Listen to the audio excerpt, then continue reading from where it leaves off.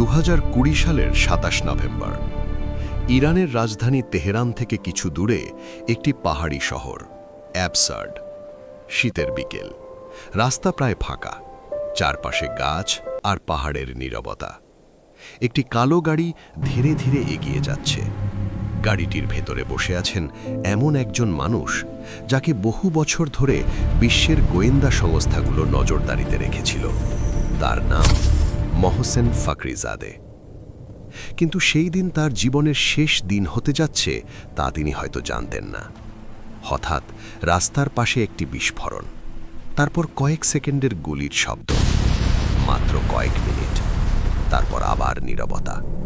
কিন্তু সেই কয়েক মিনিটে শুরু হয় আধুনিক ইতিহাসের অন্যতম রহস্যময় গুপ্ত হত্যাকাণ্ডের গল্প। মহসেন ফাকরিজাদে ছিলেন একজন পদার্থবিদ, কিন্তু তিনি শুধু একজন বিশ্ববিদ্যালয়ের শিক্ষক ছিলেন না। তিনি দীর্ঘদিন কাজ করেছেন ইরানের সামরিক গবেষণা ব্যবস্থার সঙ্গে, বিশেষ করে ইসলামিক রেভলিউশনারি গার্ড কর্পসের গবেষণা প্রকল্পের সঙ্গে। অনেক আন্তর্জাতিক বিশ্লেষক তাকে বলতেন ইরানের পারমাণবিক প্রকল্পের মূল মস্তিষ্ক। তিনি খুব কমই জনসমক্ষে আসতেন, তার কাজ ছিল গোপন, এমনকি অনেক ইরানিও তার সম্পর্কে খুব বেশি জানত না। ইরানের পারমাণবিক কর্মসূচি নতুন কিছু নয়, এর শুরু হয়েছিল 1950 সালের দশকে। সেই সময় ইরান ছিল যুক্তরাষ্ট্রের ঘনিষ্ঠ মিত্র। ইউনাইটেড স্টেটস তখন ইরানকে পারমাণবিক প্রযুক্তি উন্নয়নে সহায়তা করছিল। কিন্তু 1979 সালে ঘটে এক বিশাল রাজনৈতিক পরিবর্তন, ঘটে ইরানিয়ান রেভলিউশন। সম্রাট মোহাম্মদ রেজা পাহলাভি ক্ষমতা হারান এবং ক্ষমতায় আসেন ধর্মীয় নেতা রুহুল্লাহ খোমেইনি। এরপর পশ্চিমা বিশ্বের সঙ্গে ইরানের সম্পর্ক দ্রুত খারাপ হতে থাকে। 2000 সালের পর থেকে ইরানের পারমাণবিক কর্মসূচি নিয়ে উত্তেজনা বাড়তে থাকে। বিশেষ করে ইসরায়েল এবং যুক্তরাষ্ট্র বারবার সতর্ক করে। তাদের দাবি ইরান গোপনে পারমাণবিক অস্ত্র তৈরি করতে পারে। ইরান অবশ্য এই অভিযোগ অস্বীকার করে। তাদের দাবি এই প্রকল্প সম্পূর্ণ শান্তিপূর্ণ শক্তি উৎপাদনের জন্য। কিন্তু সন্দেহ থেকে যায়। এই সন্দেহ থেকেই শুরু হয় এক অদৃশ্য যুদ্ধ, একটি যুদ্ধ যেখানে ট্যাঙ্ক বা বিমান নেই, আছে গুপ্তচর, সাইবার আক্রমণ এবং গোপন অপারেশন।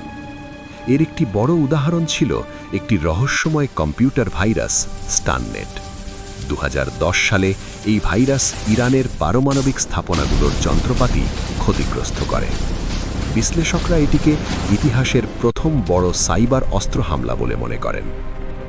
এরপর শুরু হয় আরও ভয়ঙ্কর ঘটনা।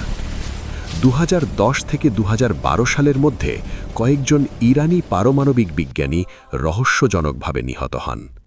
কিছু ক্ষেত্রে মোটরসাইকেলে এসে গাড়িতে বোমা লাগানো হয়, কিছু ক্ষেত্রে রাস্তার মাঝেই বিস্ফোরণ ঘটে। ইরান সরাসরি অভিযোগ করে মোসাদের বিরুদ্ধে, যদিও আনুষ্ঠানিকভাবে কেউ দায় স্বীকার করেনি। ফাকরিজাদে শুধু একজন বিজ্ঞানী ছিলেন না, তিনি একটি বড় গবেষণা নেটওয়ার্ক পরিচালনা করছিলেন। কিছু আন্তর্জাতিক রিপোর্টে বলা হয় তিনি আমাদ প্রজেক্ট নামের একটি গোপন প্রকল্পের সঙ্গে যুক্ত ছিলেন। যদিও এই প্রকল্প নিয়ে বিভিন্ন মত রয়েছে। কেউ বলে এটি অস্ত্র কর্মসূচি ছিল, আবার কেউ বলে এটি সামরিক গবেষণা প্রকল্প। 2020 সালের সেই বিকেলে ফাকরিজাদে তার নিরাপত্তা বহর নিয়ে যাচ্ছিলেন একটি গ্রামীণ সড়ক দিয়ে।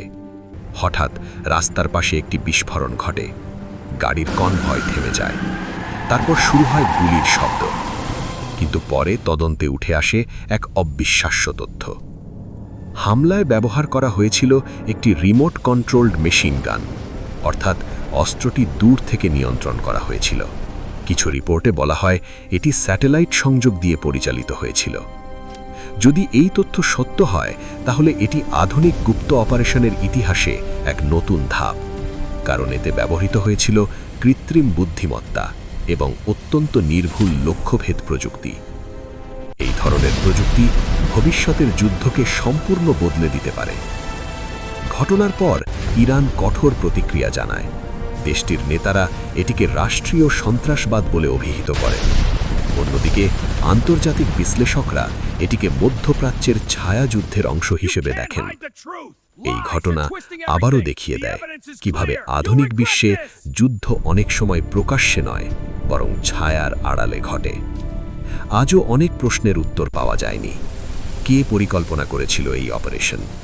কিভাবে এত শক্ত নিরাপত্তা ভেদ করা সম্ভব হলো? এবং এই হত্যাকাণ্ড কি ভবিষ্যতের যুদ্ধের ইঙ্গিত? একটি বিষয় অবশ্য নিশ্চিত, মহসেন ফাকরিজাদে হত্যাকাণ্ড শুধু একজন বিজ্ঞানীর মৃত্যু নয়, এটি আধুনিক গুপ্তচর যুদ্ধের এক ভয়ঙ্কর উদাহরণ। একটি যুদ্ধ যেখানে গুলি চলে নীরবে আর সত্য লুকিয়ে থাকে ছায়ার আড়ালে।